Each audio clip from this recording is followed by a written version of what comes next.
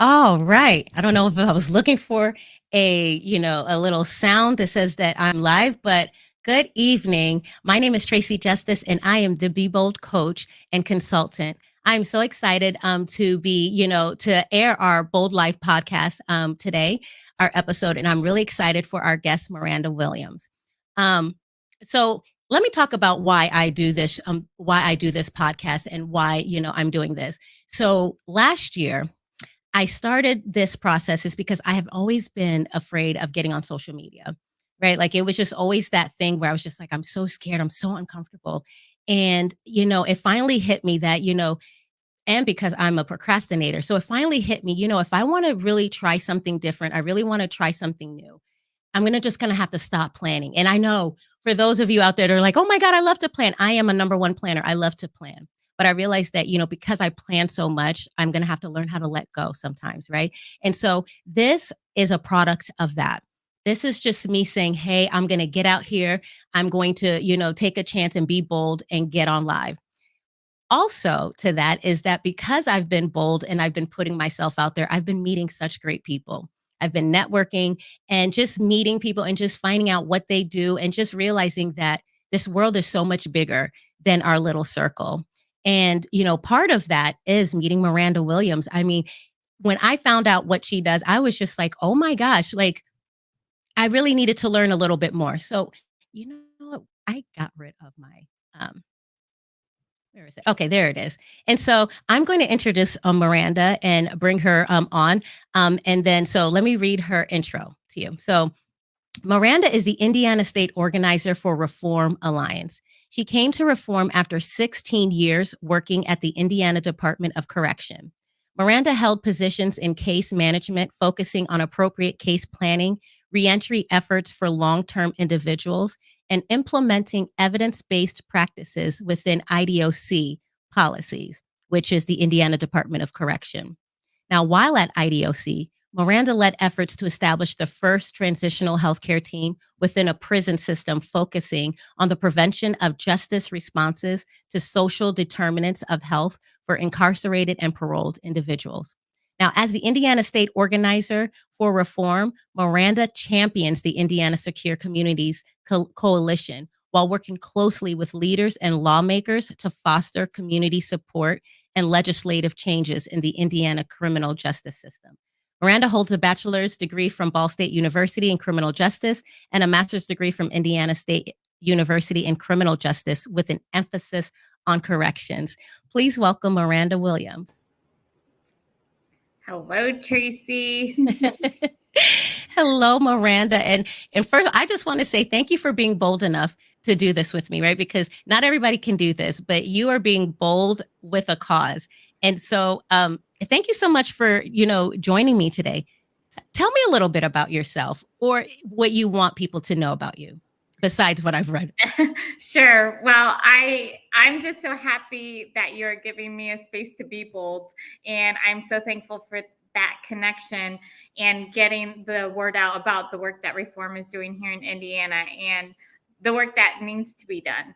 So, as you read in my biography, I am indebted in the criminal justice system. It's the work that I do. It's the work that I love.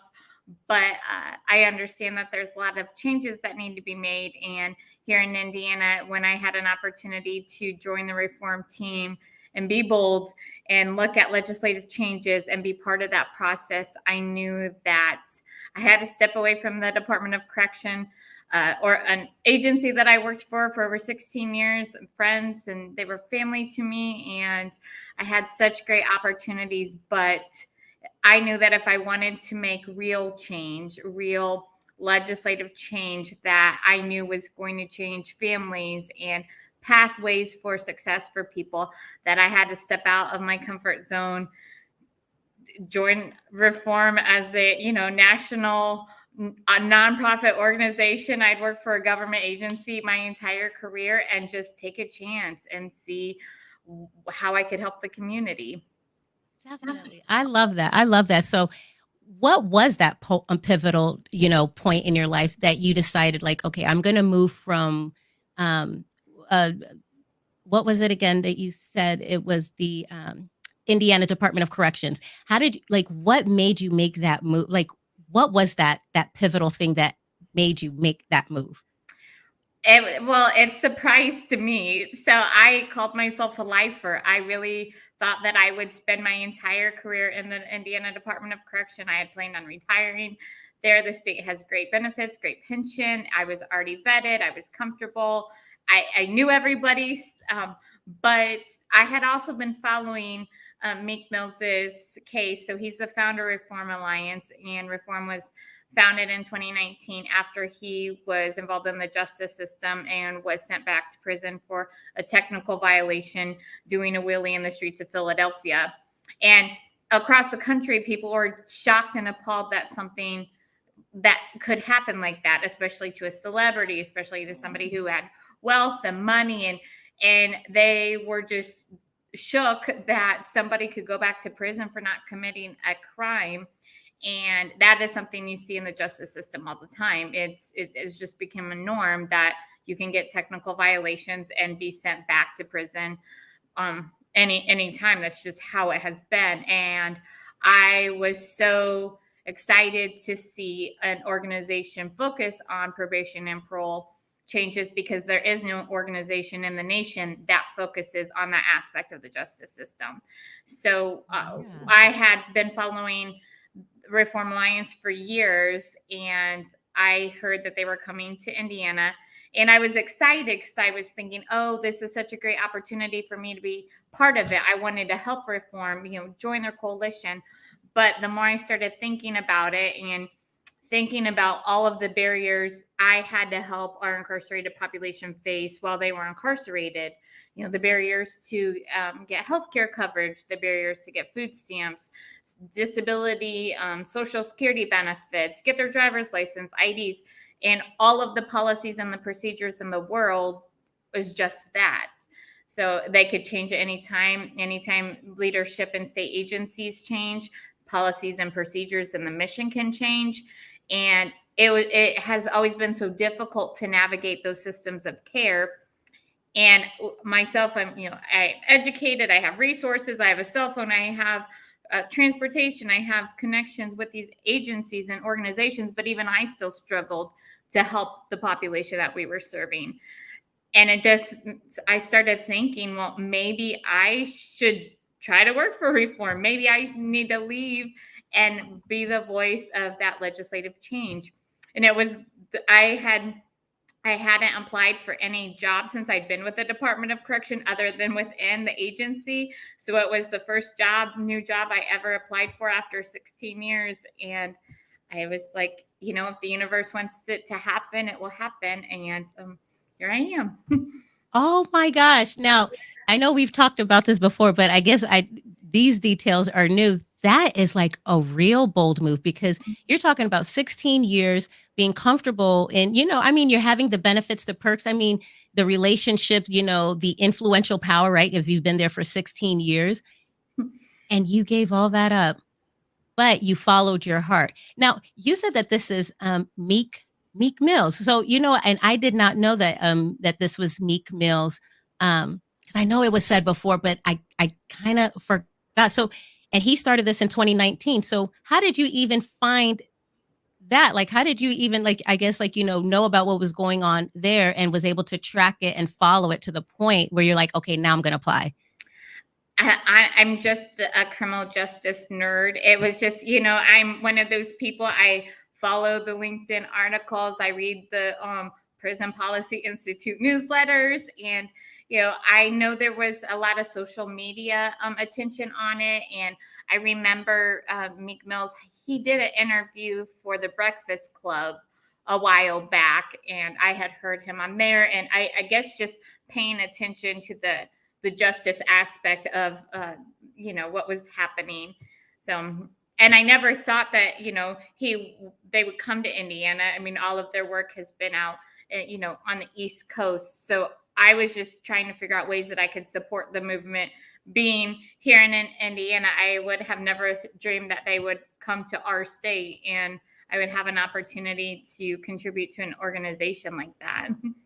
That is awesome. And it just, based upon like, your experience too, it just looks like we have the best person in this position here in the state of Indiana for sure. Thank So what has that been like so far, right? Because you talked about how, before it was a struggle trying to find those necessities, um, now being part of, reform, has it gotten easier to find those resources and support for, what would you call what would you call it? The reformed? How would you call, what's the proper word?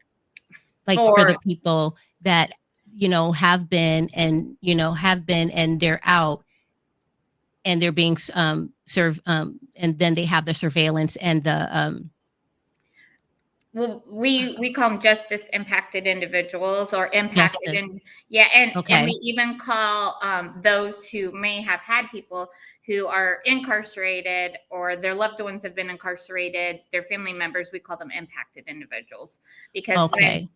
I mean, and really it could be anybody, but those close to the justice system, they are impacted.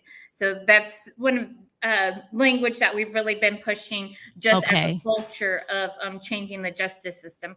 We don't want to use the word offender or ex-felon or Yes. inmate because it's such um, a negative word. And when a person is released, we're not ex anything. They're citizen, they're community, they're That's community right. member.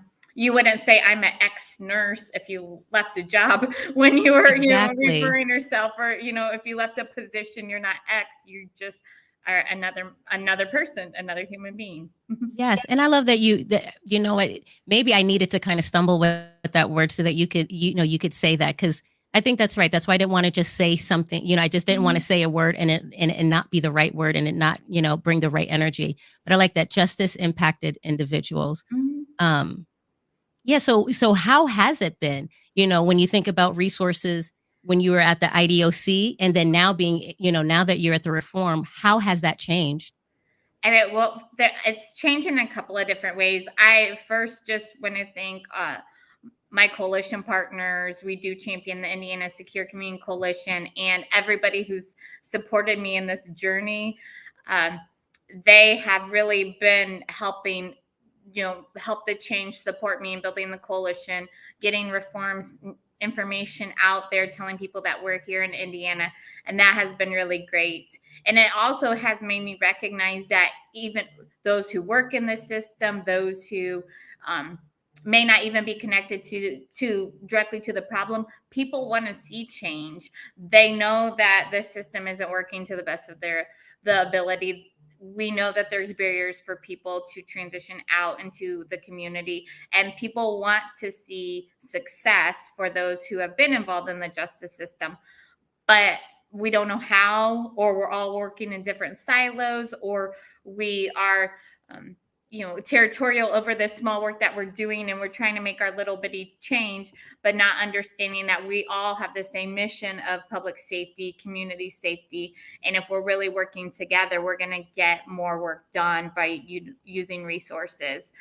But all that being said, all of the support, all of the motivation, all the mission driven attitude in the world, we need legislation that supports that change, and something that is stable and consistent, so someone who may not have the same vision can't go back and change what they believe the system should look like. Okay, so you said quite a few things there. So I would say like the first thing I Mhm. want to ask a question about is um ooh oh the secure communities. Yeah. So how can somebody become a part of the Secure Communities Coalition?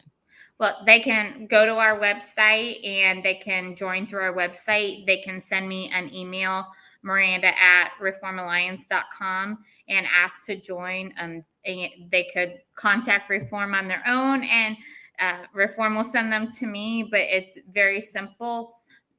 Joining the coalition, the commitment is just that you're focused on public and community safety. So we're a bipartisan organization, and we know that we need all members of the community at the table having this conversation. It's not a right or left issue, it's a people issue. So Absolutely. bringing parties together. Um, and the commitment is minimal. We have biweekly coalition calls to participate in, and it's a great opportunity to share the work that people are doing, share resources, use it for a platform to get community engagement. We have about 93 partners right now all over the state, and all different. Awesome. Yeah, it's been really great. Like I said, I've had a lot of support when I transitioned over to reform. And it's interesting because, I mean, when I was at DOC, I was pretty vocal about wanting to make a change. But again, I'm kind of was in the lane of everybody else. Like, I know things need to be fixed, but I don't know how. How do I go about fixing it? And I'm hoping that people are using me as that avenue. I think that's awesome because I think this is what the Bold Move Challenge is really all about, right? Like it's really about, I don't know how, but for some reason I just feel drawn. My heart is connected to that. And I feel like I got to go do that, even though I don't know what that's going to look like. Now, you talked about, people working in silos and, and maybe even becoming territorial over, what they're working on. But one of the words, the beginning of this year, my keyword for myself was growth. That was like my number one word. And now I'm realizing that growth is growing into collaboration, where it's like, I've been growing, I've been working on myself, and that's great. But I think that, you haven't reached growth until you really know, you work with others. And so how have the other people that you've been working with, really support, how have they really been able to contribute to the resources that, that you were looking for? Because I know maybe at first you don't quite know what those resources need to look like, but how has it been helpful for you? Well, for me, I've been able to really be a connector to people. So I get to go out into the community and get to learn about people's organizations and where they're lacking or where there's drought in resources. And then I'm able to connect the pieces. I may have a conversation with a transitional housing facility for women who need to fill beds. And then I go to another organization who has women that need beds. And I'm like, oh, this is a perfect marriage. I know people who can help. Or I've been able to engage in the community and support community events and give back to the time of the community, watching people succeed, sharing the stories of people who have been impacted by the system, their struggles and barriers, but also their successes, and to show people that when we invest in public safety, people succeed. It is a fact that people have succeeded. So I'm bringing that conversation to the table. I've been able to enhance organization events just by knowing what they're looking for and going through my coalition partners and my asset maps and say, oh my gosh, I know somebody who is working in, homicide violence prevention, and there's a homicide violence prevention event. They should be a part of that, just Yes. connecting those pieces. And in any other maybe realm, they wouldn't have known each other without my connection. So Yes, I it's hear it. really great to see. Convener. Like Yeah. if I was to give a word for you, I hear you're a convener. You bring people together. And that's awesome. So Mhm. then so because I'm also involved in HR, and I know that recently there wasn't a second chance hiring. So Mhm. is that something that that you're a part of a lot, or is that like an event that that you how does that work for you? Well, Reform alone, we are just dedicated to community engagement and success of the justice impacted and their families. And employment is a huge indicator of people coming back to prison. So since we don't provide direct support services, we help support the organizations that do. So when they had the second chance hiring event, Reform was a sponsor, and we were able to have a table and pass out information about Reform Alliance and the work that we were doing in Indiana and the current legislation that we were working on. And I was able to be there and help do a pre-readiness workshop and provide resume writing classes and Grow with Google training. So just helping create and make a space and fill a space for the services that are needed, and bringing awareness again to that these events are happening in the community, like with that silo effect, trying to tell people, hey, I have this platform. If you want to get involved, if you want to help, this is where you need to go. Definitely. Yeah. So we've been talking about like the good things or, at least the pleasant things to talk about, right? So let's like just take a little turn and like what are some of the obstacles that you're seeing, when you're, doing what you're doing as the Indiana State organizer? I think the biggest obstacle is people not understanding Reform Alliance's agenda. And when we talk about probation and parole reform, that there's this vision that it's a very radical movement where we're letting everybody out of prison and we want to defund the police and it's complete anarchy in the community. And it's just this image that I think is burned in the community's head sometimes because of what they maybe have seen or what they've social media or movies, and not understanding what reform looks like when you follow best practices, when you look at the data and see what is working, what is not working, and really questioning why we have legislation. Why is legislation, and how it impacts lives and success and pathways, to individuals staying with their families. So trying to communicate that we can have a reformed probation and parole system, and we can still have accountability. And there are people 100% that belong in prison, that are a community safety issue, that threaten public safety, and they do not belong in the streets, in the community. But we are advocating for those who are not. We are Yes. advocating for common sense legislation that is fair to the taxpayers, we're using correctional resources that makes sense. Yes. We don't need to have a one size fits all justice system, because we're people and we are not one size fits all. But you can still have accountability, you can still have public safety, and you can still have reform systems.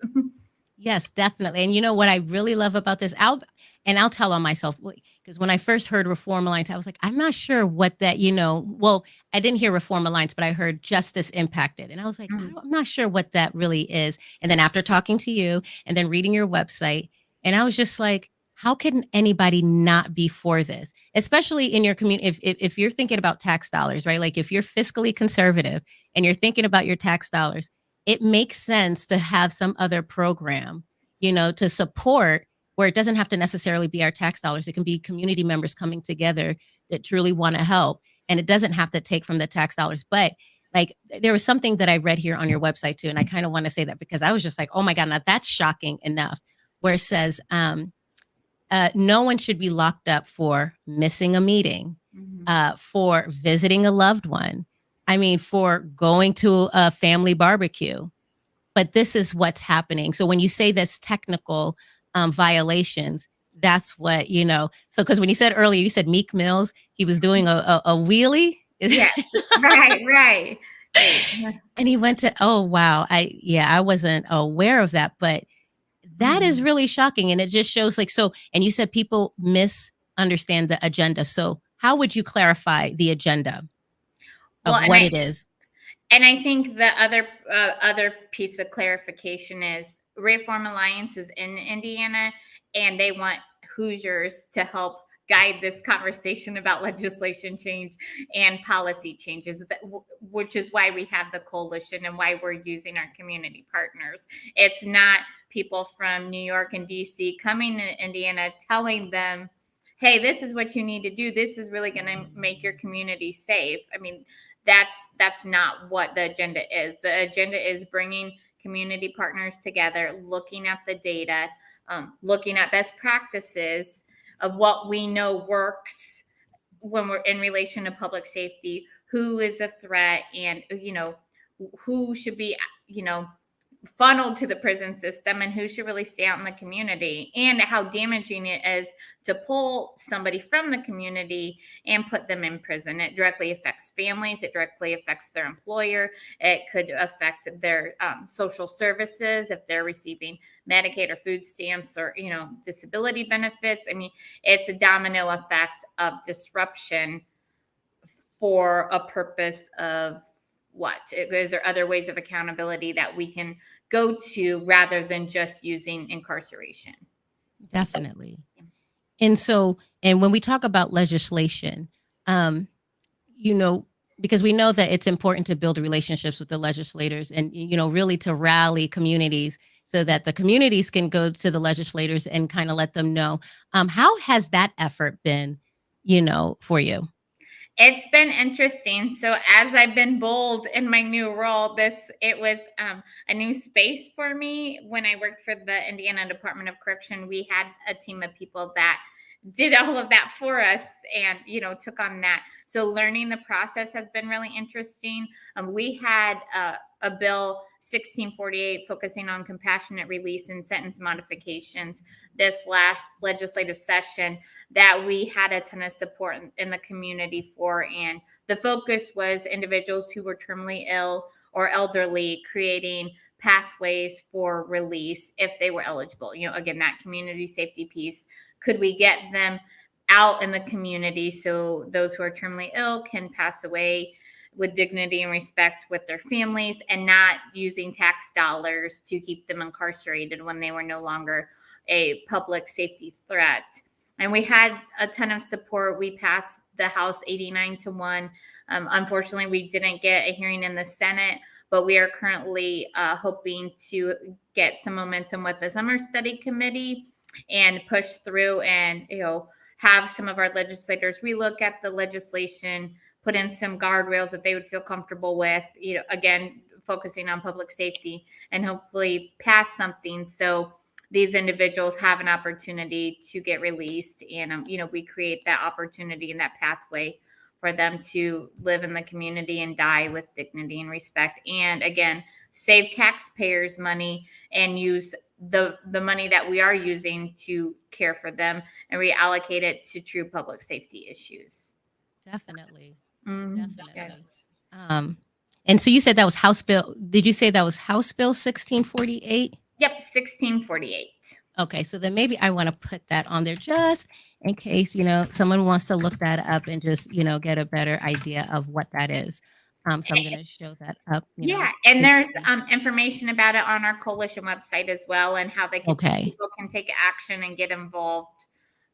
But again, I think it's understanding what we mean when we talk about public safety and reallocation of resources, financial resources, public safety resources, things like that.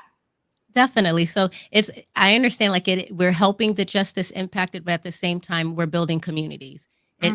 That's what I'm hearing you say. It's like, it's really about building communities. How do we support the people who are in the community that are providing, providing tax dollars or working in the community, supporting the economics of the community, economic development of the community. But at the same time, if there's people if they're justice impacted individuals where it is not, where they don't have to be in prison. Like you said, we know that there's some people that do wrong things and, they should be there. But can we focus on the people that don't necessarily have to be there and we're spending how many tax dollars? I'm so curious. I guess I'm even curious now. How much tax dollars? Like if you were to put that in dollars and look at all the people that, that you can categorize and say, okay, they shouldn't be here. How much would that even translate to? Well, so with some of the data that Reform Alliance ran, if we're talking on a national platform, we spend 500% more taking care of individuals who have healthcare needs than any other population incarcerated, and 1,400% more just paying for medication and meeting the daily needs. So, I mean, it's a lot of money. And that is a lot of money. And we currently have about, I would say about 13, maybe, it was 3,500 individuals that could potentially qualify for our bill 1648. 1,000 of them were elderly, and about 25 with medical concerns that could potentially make them eligible. And we already spend, just with a chronic care individual, about $27,000 annually on a person with a medical condition. So thinking about how much it would cost if that person has terminal cancer or, a terminal illness, and taking them to and from appointments and the hospitalizations and things like that. I mean, it's very costly.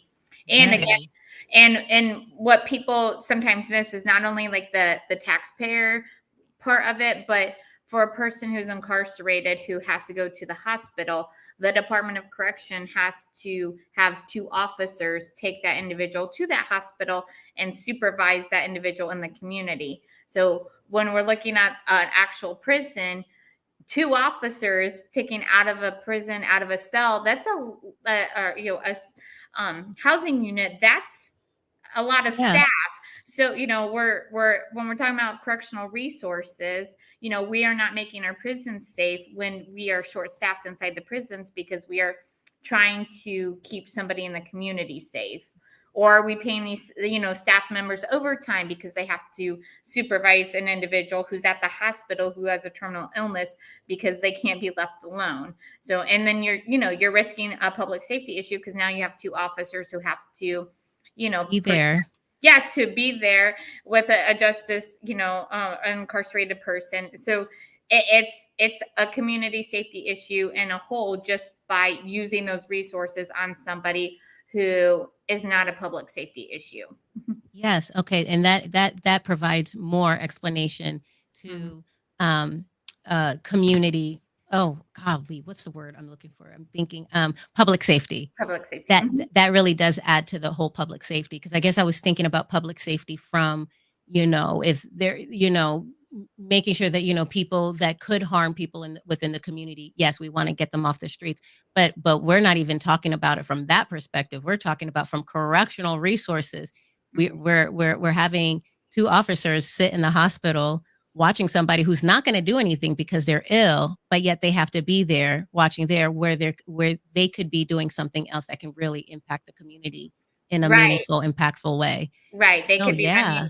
they could be running a housing unit and supporting another officer who may be in a housing unit by themselves trying to supervise 170 incarcerated individuals. So, it is a whole dynamic of, public safety issues just inside the prison system, not alone just the community.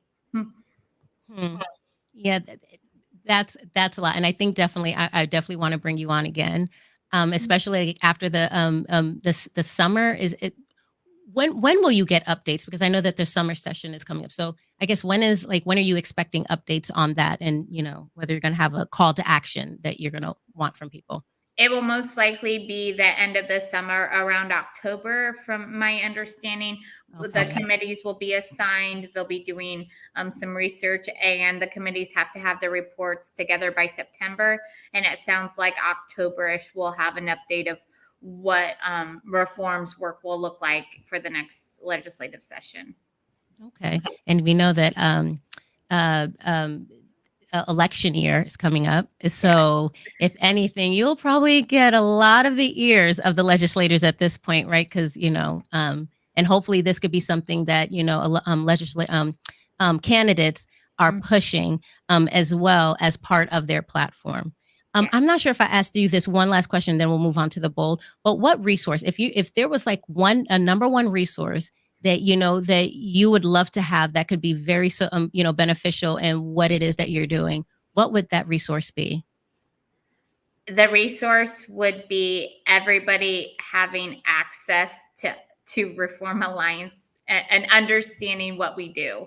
I think that having the access to the information and the data and the best practices that we talk about. So visiting our website, the Reform Alliance's website, and seeing the work that we've done in other states and how successful we've been. We've passed 16 bills in 10 states in a bipartisan manner without harm. So, I mean, what we're doing is working. So getting that information out to Hoosiers that this work can be impactful. It could change the trajectory of what community safety looks like. And it's so easy to get involved. So easy, Yes. And so Deb, let me put your website on. So here's the Reform Alliance. So on Yeah. Reform Alliance, what is it that just to clarify again, because I know we have two different websites. So on Reform Alliance, what is it that they can do there? I look at the research, like look at the data of how many people have been impacted by the system, you know, what the work we've done in other states and the success stories that we've had, and why we are here in Indiana. I think understanding what the work that Reform is doing will bring understanding to why we're in Indiana and why we need to be in Indiana. Okay. So then Reform Alliance, if you want to, so for those out there, if you want to understand what Reform Alliance is and what they do and what their agenda is truly about, no assumptions, don't guess, just go ahead and go to the website and read it to fully understand.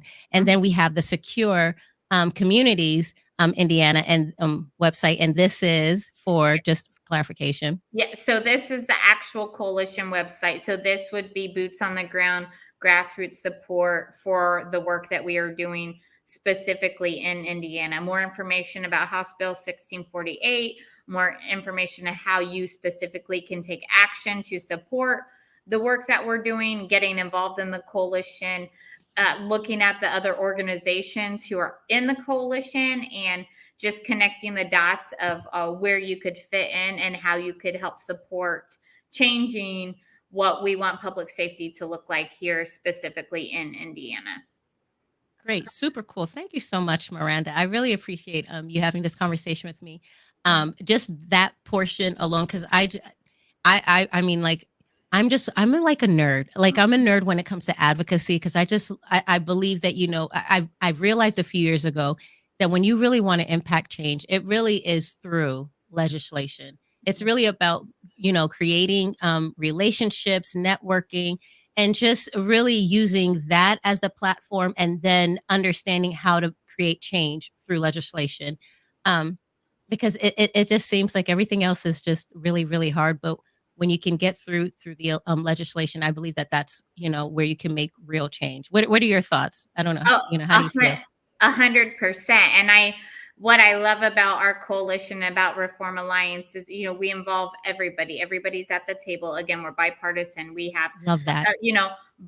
system impacted individuals. We have families, but we also have people who have no connection to the justice system, but they want to learn and they want to help because they want to see a fair and just system. So it's really exciting. And as you were talking, it reminded me of a quote that I heard last week when it said, as we're talking about legislative changes and changing policies and laws, and the quote was, "Those closest to the problem are the farthest from the solution."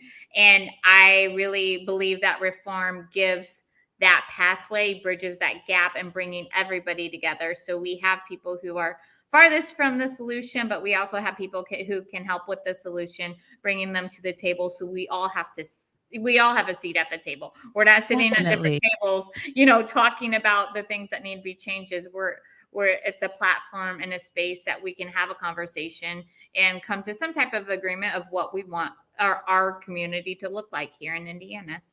I love that. It's not about telling people what to do. And like you said earlier, it's not like people from other states are coming to Indiana and Mm-hmm. saying, this is what you need to do. We have a Hoosier here, who is all about Hoosiers here in Mm-hmm. Indiana for public safety. And all what I'm hearing you say is that you just want to bring people together. That's why I say convener. Yeah, But yeah. but since that's my word for you, but thank you so much for sharing this because I feel like I am one of those newer people just wanting to understand. And then the more that I understand and the more that I see that it's really community work, it's not really, it's just really a holistic, a holistic initiative. And but you're just you guys are leading with justice impacted individuals, but it's all goes back to developing our communities and making it a safer place for everyone to thrive and feel successful. And I just love that because I love community. Were Well, you going to say something? Okay. Well, no, and I just appreciate your support and wanting to learn, and not taking that stance of, well, it doesn't directly affect me, so I'm okay. So I appreciate you creating a space for myself and the coalition and Reform to talk about the work that we're doing. It's great. I love it. Definitely. Yeah. Definitely, because I'm definitely going to have you back on, Miranda. Oh, If you wouldn't mind to come back on, because I definitely would want to talk about after in October what things are looking like, because it's probably going to be really time for grassroots, everyone getting out and really getting out there and really getting into the ears of the candidates that are running, and hopefully this can be something that a lot of them will run on, especially if they see it as something, especially when they think about their community, that they'll mhm. see that it makes sense. Okay, so now we're gonna go to the bold move challenge, right? So, um, and this is my fun part, right? Because this is where I kind of I learn from people this way, and so that's why I ask these questions. And so my first question is, what are you being bold about this year, Miranda? My bold challenge right now is putting myself in a space where I have to learn. So again, I'm in this new role, learning the legislative process, understanding what it means to create grassroots efforts, and going out to communities that I know may be resistant to the work that we're doing, and putting myself in a position where I may be rejected, I may not be as welcome as what I think I should be, but putting myself out there for the people who can't do it for themselves, and and just seeing what happens. I mean, the worst thing that could happen is I'm turned away, I'm rejected, I'm told no, but at least I know I tried. And it's a new space because again, I came from a very comfortable career where I knew my job very well. I had a lot of control over the work that I was doing. And, I was just, it was easy for me. And it's definitely been a challenge to not know what's going to happen, not know what the reaction is going to be or what my outcome is going to be when I put myself out there. So I've been, my bold challenge is being uncomfortable with being uncomfortable. Yes. And you know what? And that's being bold, right? Because it's Yeah. not easy to go out there, and especially a topic like this, because I can see how people can misconstrue, Mhm. especially here in the state of Indiana. Right. Yeah, so it can definitely be misunderstood. So that's super cool. So I love to honor growth. So when you first started, and then now to where you are, how much growth would you say, like on a scale from 1 to 10, how much growth would you say that you've accumulated? I would say an 8 or a 9. I'm definitely not at a 10 because there's so much work that I need to do. But I think the growth where I have been is not apologizing for what I don't know, and just Yes, ma'am. and sitting and just learning and listening. Like I don't have to tell people, oh, I don't know anything about this, and explain myself of why I may not know what's going on. I can just listen and learn and be in that space, and again, just be uncomfortable with that rather than having to justify why I don't know it all, why I don't understand what's going Yes. on. And so yeah, it's been a humbling experience, but that's been the growth. Again, I'm used to being in charge and knowing what's going on, and being 5 steps ahead of everybody, and you just can't always be like that in life, and I Yeah. never will grow if I didn't put myself in this position. So Definitely. So I honor that growth with you as well. And you don't need to be at a 10, right? Because we never really arrive. I mean, like, what does a 10 even look like? But it's fun to think about what a 10 could look like. But I think even an 8, I think you're doing an awesome job. Um, yeah, definitely. Okay. So then, what's your one word to describe your 2023 journey? So I've been thinking about this, like I said, for the past 2 days, but I am going to say epic because Ooh, I really think that um, regardless of what happens in 2023, it's been an epic year. I started my new job on January 9th, so a brand new year, a brand new role, a brand new organization, leaving everything I knew behind, and I didn't know what was going to happen. So regardless of what the end of the year looks like, it's been an epic journey so far. And yes, and I've just met so many great people along the way. So even if we don't get our legislation passed, we are still building community support. We're engaging the community. We're pushing the education out there, and we'll get there. We'll get there. definitely. Yeah. Definitely. Yeah, I love that. I love the word epic. Oh, I love the word epic because it's just like, that's right. Mhm.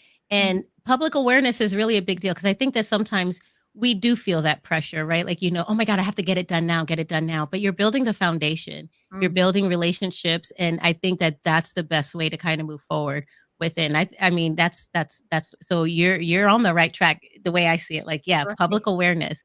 Everyone's going to jump on board, but they just have to understand. So it's all about educating public awareness. And before you know it, one day it'll just grow just Right, like right. that. Yeah. Mhm. So then where would you say that, when you think about your goals that you have, well, what would be your goal? Let's ask that question first. What's your 2023 goal? Our goal would be to hopefully garner some support for our legislation so we can get it passed, but not just House Bill 1648, encompassing other policies that directly affect public safety, probation and parole policies that could help create pathways to success for individuals. And again, ha- having the community understand as we pass this legislation that public safety may look different and it may be scary, but it could still happen and we can still keep the community safe. So, Definitely. just, so not just House Bill 1648, but expanding our reach for the probation and parole system here in Indiana, and passing other legislation that creates success for those who are in the system right now, and keeping, you know, the community safe. Okay. So you've probably kind of answered this question throughout our conversation, but I'm just going to ask it now and then see, and maybe I'll summarize it a little bit. So the question would have been, where are you at in relation to your goals right now? But I guess, but it sounds like, of course, we have to wait till October to kind of see 1648. And it Mhm. sounds like, right now it is, this public awareness and just reaching out, building the coalition. Mhm. That's what I'm getting so far. But Yeah. what else would you say? What else would you say when you think about where you are in relation to your goals? I think we're actually pretty far as, the sustainability that we're building in Indiana. We have a large coalition. We have a lot of community support. We have a lot of community engagement. So I think we're getting there. But definitely, a lot of work to do. I would love to have more or business leaders and faith leaders on our coalition to Okay. bring that conversation to the table. I would love to have people who are maybe resistant to reforming the system. Maybe they have these reasons why they think that, reform shouldn't happen. I would like to have some of those naysayers at the table, so we are a true bipartisan organization, and we may be missing things. Yeah. I have a vision of what I think it should look like, but that doesn't mean it's right. So, bringing people in who have a different perspective of the justice system to the table, I'd like to see more of that, and just expanding it. Rather than, we have a ton of people that are very supportive, so it's easy to, ask for things and push for things. But if it's easy, is it working? Mm, Like, that's one of the things I would like to see. So, we're getting there. And again, like, we won't know until after summer study what yes.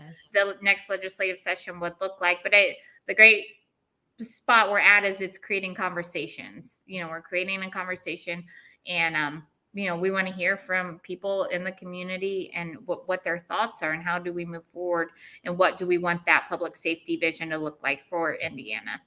Definitely. And I love that you said even the naysayers. Hmm. Absolutely love that because I detest groupthink, and so I love that it just really truly shows that you truly are about building communities in this sort of way because you have to hear from the naysayers, you have to hear from the people who just are just totally against it. Hear their point of view, just to kind of see, okay, am I looking at this in a weird way? Is there something I'm missing? And just kind of make sure that you have no blind spots.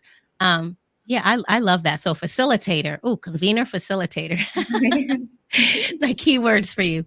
Okay, so then, so because it sounds like you love what you do and it sounds like it's super fun. And when you talk about it, I can see that your eyes glow and they shine. So I can tell like you're really passionate about this. Um, but I'm gonna still ask the question, what keeps you moving forward? What keeps that, that the twinkle in your eye when you talk about what you do? I just think, I'm at a place of privilege. There are people who, have been wronged by the justice system, intentionally or unintentionally.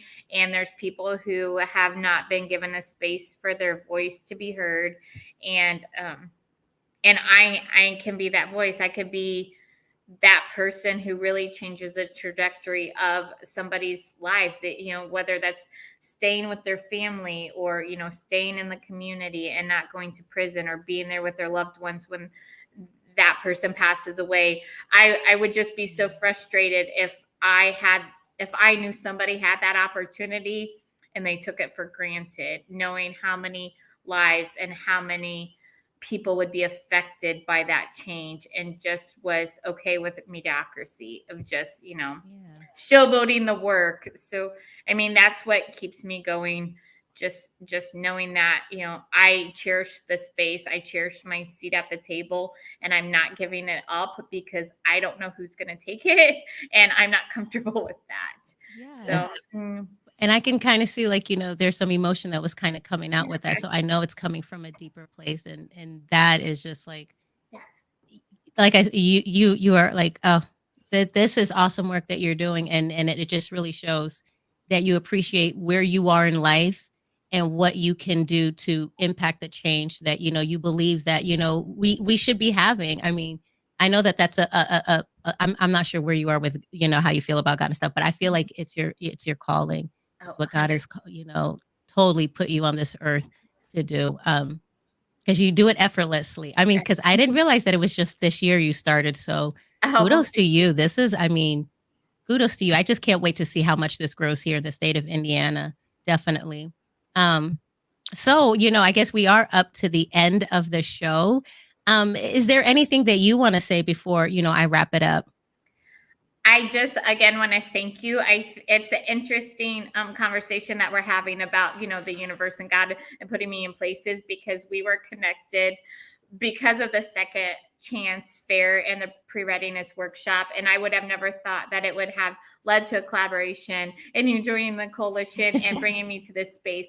So I think as people are listening and they're thinking, well, I don't know if this is where I fit, you don't have to really, we'll find a space for you. You'll fit, we'll figure it out. So it really, you can come from all walks of life, different educational backgrounds, different employment backgrounds. Your history doesn't have to be justice impacted, and you don't have to know somebody to care about the work that needs to be done. You just have to care about public safety and building a community that you feel safe in, that you want your children to feel safe in, your family members to feel safe in, and that we have that space for you.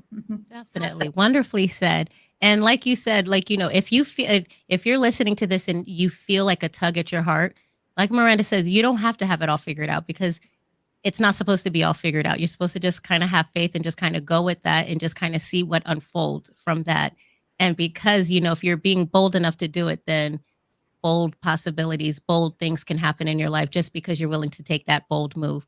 And so I just want to say thank you so much, Miranda, for joining me today on the Bold Life, Bold Move Challenge, because you have seriously made a bold move this year, and you're consistently making bold moves. And it's going to take bold moves to make the impact that you're looking to create, or to support, the bigger picture of what's going on here. But it's all about making those bold moves. And I just think it's awesome. I'm grateful that we connected.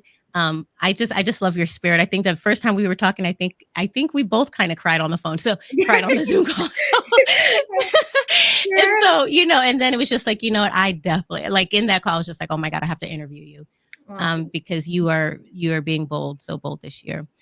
So I'm gonna end the show by saying thank you so much for all of you watching. My quote has always been, the bold life belongs to everyone. However, only a few will be bold enough to live it. Are you part of that few? Become part of that few. Make a choice to be bold and move forward and the things that you know that you're called to do.